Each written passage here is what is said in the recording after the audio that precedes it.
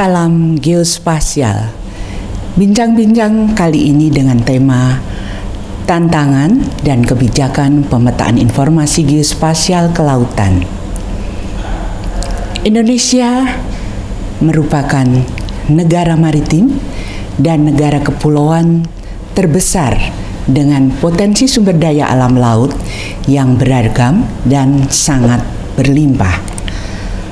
Kondisi ini menjadikan wilayah maritim Indonesia sebagai area of interest yang sangat strategis dan bernilai ekonomis. Namun, wilayah perairan Indonesia yang potensial ini juga rawan terhadap bencana alam. Informasi geospasial dasar kelautan sangat bermanfaat dalam perencanaan pembangunan kelautan wilayah Indonesia yang sangat luas. Ironisnya, data-data tersebut hingga kini belum terpetakan dengan baik. Telah hadir bersama saya Insinyur Joseph Sigit Purnomo, MSI, Kepala Pusat Kelautan dan Lingkungan Pantai. Terima kasih Pak Sigit sudah berkenan hadir. Terima kasih sudah diundang untuk wawancara, Bu Sari. Terima kasih kembali. Kali ini kita ingin ngobrol santai ya Pak Sigit ya, terkait bagaimana kontribusi BIG terkait penyelenggaraan informasi geospasial dasar kelautan. Baik. Sejauh mana teknologi, tantangan mungkin terkait teknologi SDM ya, dan bagaimana ocean policy terkait mungkin kebijakan kelautan Indonesia jilid 2 ya Pak Sigit ya. Baik.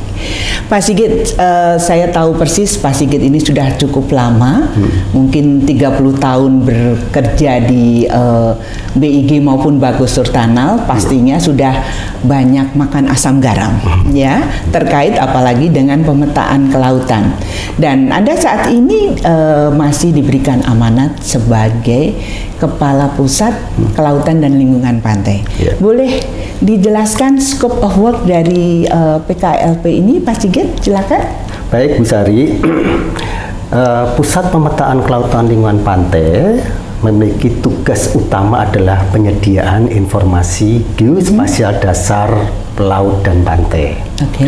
Wujud dari informasi geospasial dasar itu adalah 1. Data batimetri atau data kedalaman laut, 2. garis pantai, dan yang ketiga adalah unsur nama rupa bumi wilayah laut. Ketiga unsur dasar inilah yang membentuk, melengkapi informasi yang ada di peta rupa bumi Indonesia atau peta dasar istilah awamnya. Hanya saja informasi ini disediakan di wilayah pantai dan di wilayah laut. Ya, itu Bu sekali yang sekilas secara umum tentang scope of work ya. Baik Pak Sigit.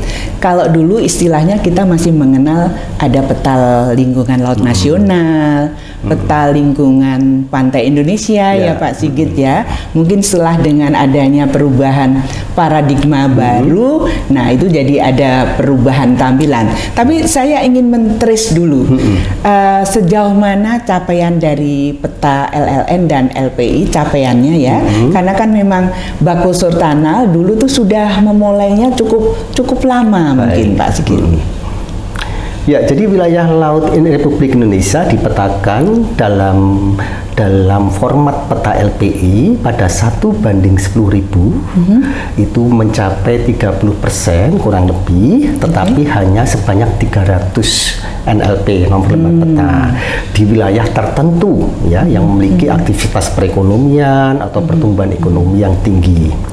Pada 1:25.000 peta LPI mencapai 5,92%. Pada skala 1:50.000 peta LPI mencapai 52,72%. pada skala 1:250.000 dan 1:500.000 mencapai 100%. Sementara peta LLN pada 1:50.000 mencapai 9,76%.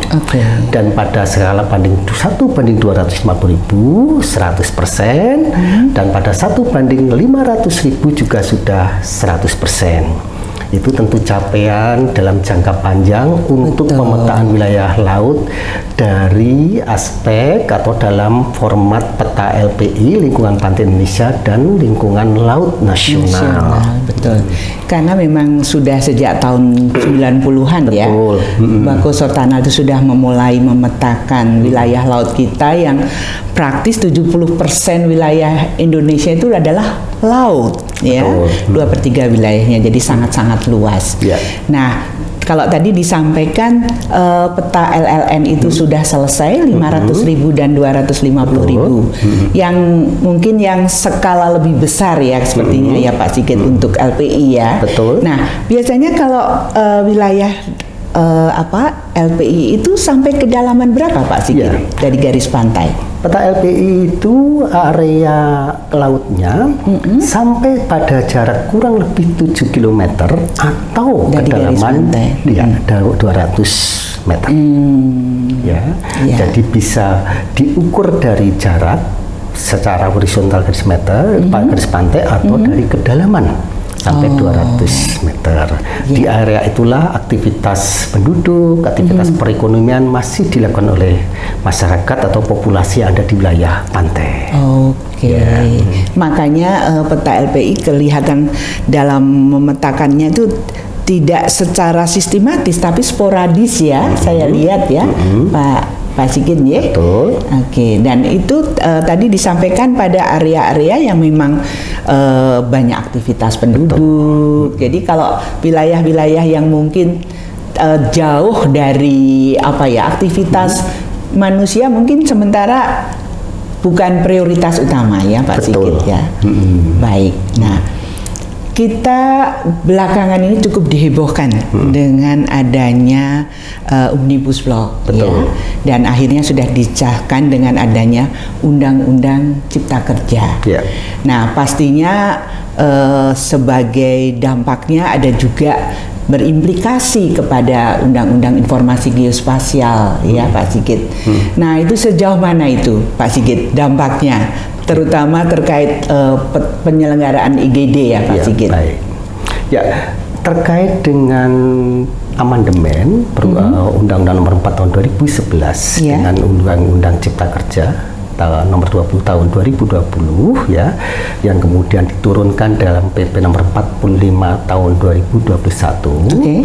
Memang terjadi paradigma yang berubah, khususnya dalam bentuk peta RPI. Jika semula peta wilayah Indonesia itu dipetakan menurut matranya atau zonanya, misalnya wilayah darat oleh peta RPI, kemudian wilayah laut oleh peta LLN, kemudian peta di wilayah pantai dengan peta LPI, maka berdasarkan Undang-Undang Cipta Kerja ini atau khususnya PP Nomor 45 Tahun 2021, peta rupa bumi itu merupakan satu kesatuan antara wilayah darat, pantai, dan laut. Jadi tidak lagi dipisahkan berdasarkan zona, tapi merupakan satu kesatuan topografis ya, dari darat sampai ke laut. Nah, itu perubahan yang utama, sehingga tidak ada lagi peta LPI, tidak lagi ada peta LLN, tapi yang adalah peta rupa bumi yang mencakup darat, pantai, dan laut disajikan dalam satu peta. Kemudian 3 garis pantai pasang tertinggi, muka laut rata-rata, surut rendah muncul dalam peta RPI tersebut. Itu perbedaannya yang utama.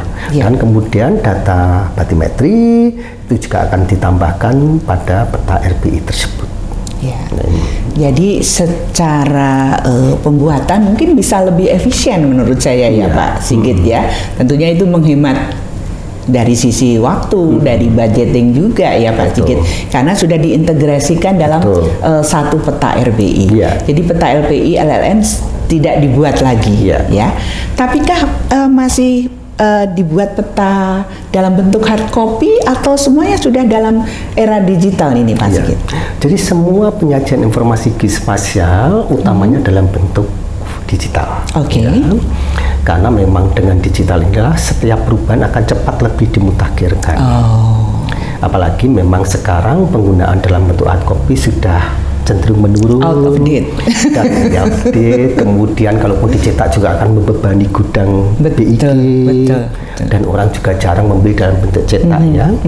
Penggunaan format digital akan lebih efisien, lebih memudahkan pengguna, dan akan lebih juga pengguna memilih unsur mana sebenarnya yang dibutuhkan. Tidak harus keseluruhan unsur diambil ya, karena mungkin kalau hanya butuh wilayah pesisir, berarti cukup daratan yang ada di pantai, kemudian garis pantai, dan kemudian batimetri. Artinya tidak perlu sampai darat, sampai pegunungan, sampai wilayah perkotaan. Kalau hanya butuh wilayah pesisir saja. Kalau hanya butuh wilayah perkotaan yang tidak berbatasan dengan pesisir, artinya cukup mengambil wilayah perkotaan saja. Tidak harus mengambil garis pantai dan tidak harus mengambil juga batimetrinya. Jadi ini efisiensi dalam hal penyediaan informasi, dan dari sisi pengguna juga efisiensi dalam pemilihan dan pengambilan data. Itu. Kita belum berbicara manfaat ini tadi Pak Sigit. Utamanya kan peta-peta wilayah pesisir itu tadi dimanfaatkan untuk berbagai pembangunan perencanaan kelautan. Bisa dijelaskan sedikit Pak Sigit? Ya, informasi geospasial kelautan itu memang dimanfaatkan dalam berbagai sektor ya Bu Sari. Pertama, kalau kita memenuhi amanat dari Perpres nomor 56 tahun 2019 itu terkait dengan untuk kawasan konservasi, 10 kawasan konservasi dan taman laut, taman nasional laut ya. Itu pertama. Artinya di situ harus dipetakan supaya wilayah itu terlindungi, teramankan dari sisi kedalamannya, dari sisi penjagaan dari dari kedalaman itu sendiri ya. Artinya dari supaya tidak terjadi perusakan ataupun terjadi hal-hal yang merusak dari taman nasional maupun kawasan konservasi. Itu pertama di amanat peraturan Presiden nomor 56 tahun 2019. Dari kebijakan kelautan Indonesia ya, yang di state tahun 2019 sampai 2025, data batimetri, data garis pantai itu kan diamanatkan untuk penyusunan tata ruang wilayah laut. Ya. Artinya ruang wilayah laut juga harus diatur, ditata, disunasi supaya tidak terjadi kepentingan yang bertabrakan antara sektor satu dengan sektor lain. Untuk penataan wilayah ruang laut itu diperlukan data batimetri garis pantai, ya supaya jelas pengelolaan sumber dayanya, dikasih sampai kedalaman berapa, ditarik dari garis pantai yang mana, dan seterusnya. Ya, jadi paling tidak dari sisi amanat peraturan perundangan sudah jelas. Itu Bu Sari, yang jadi dari aspek legalitasnya memang jelas-jelas data-data itu bermanfaat ya Pak Sigit ya. Juga misalnya untuk pembangunan konstruksi pelabuhan, dermaga, yang tentunya itu juga diperlukan oleh kementerian yang lain ya Pak Sigit. Apakah mereka setiap akan memulai pekerjaan mereka juga melakukan koordinasi dengan BIG barangkali? Ya, koordinasi dengan BIG khususnya kegiatan yang di wilayah laut. Ya.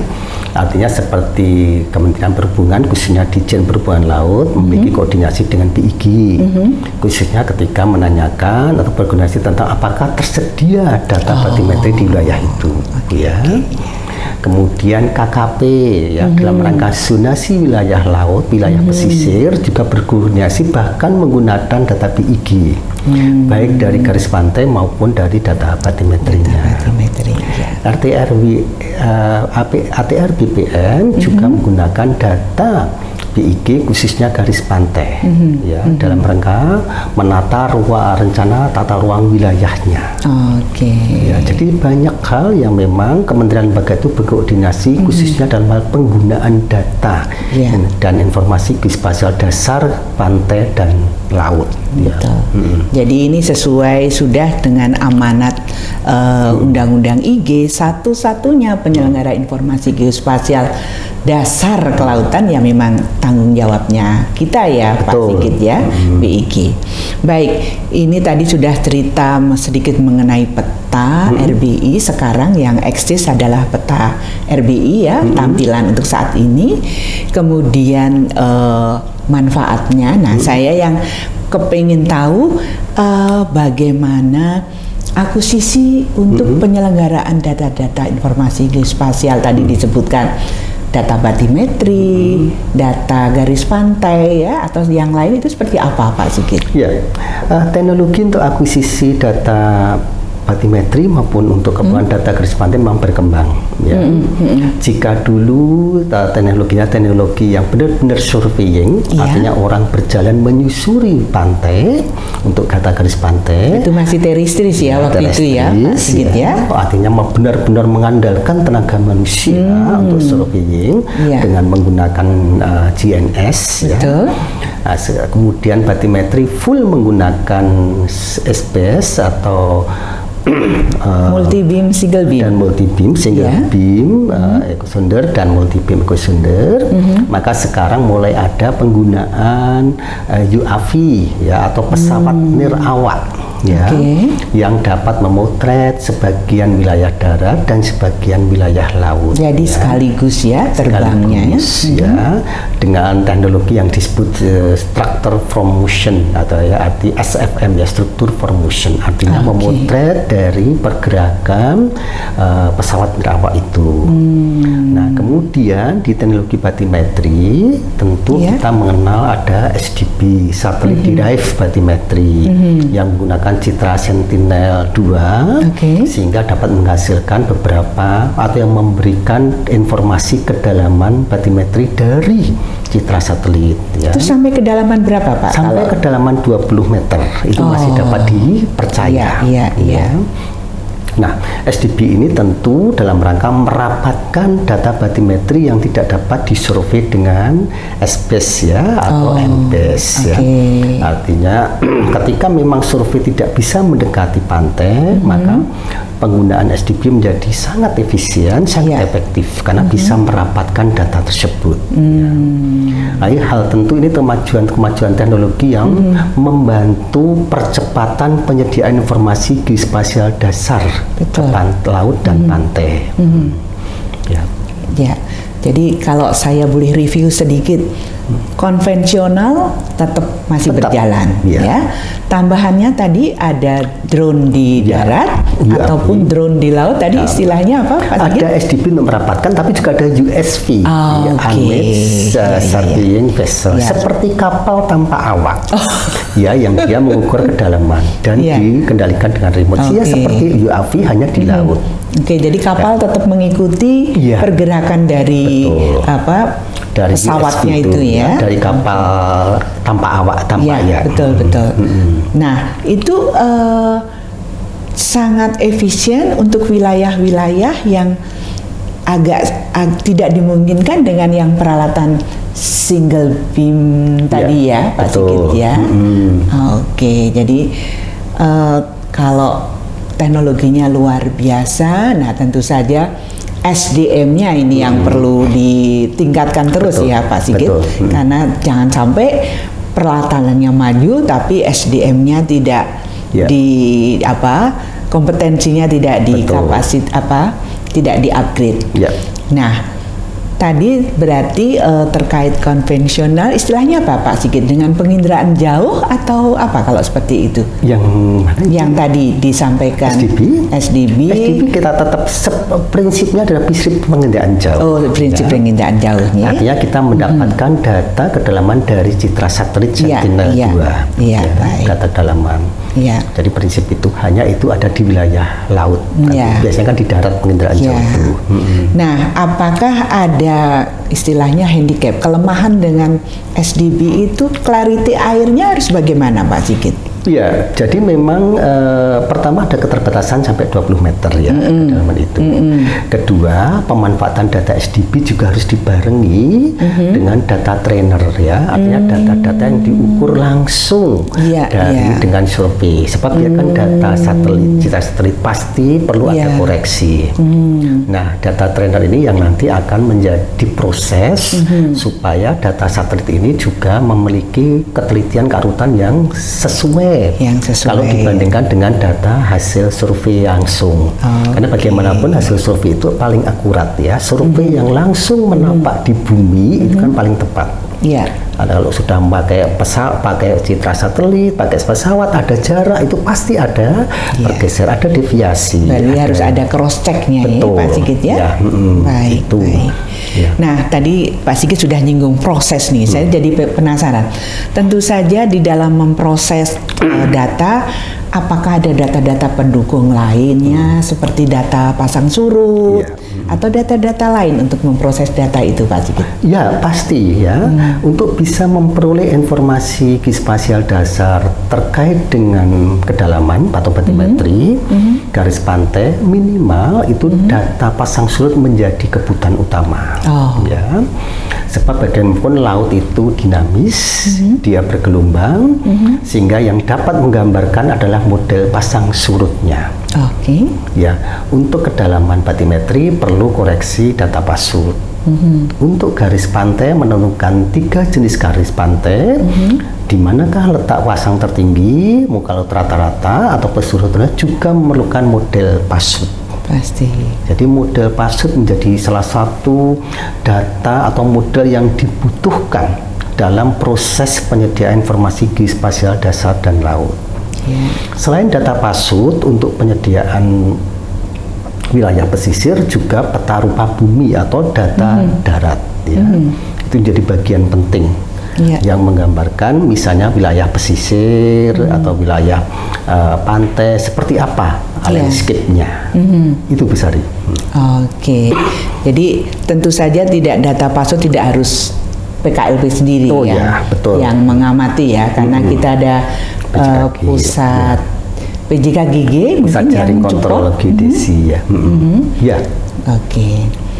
Jadi processing datanya juga pasti membutuhkan perangkat-perangkat lunak yang kawan-kawan selalu harus mempelajari semuanya itu ya Pak Sigit. Nah ini tadi terkait dengan akuisisi dan processing.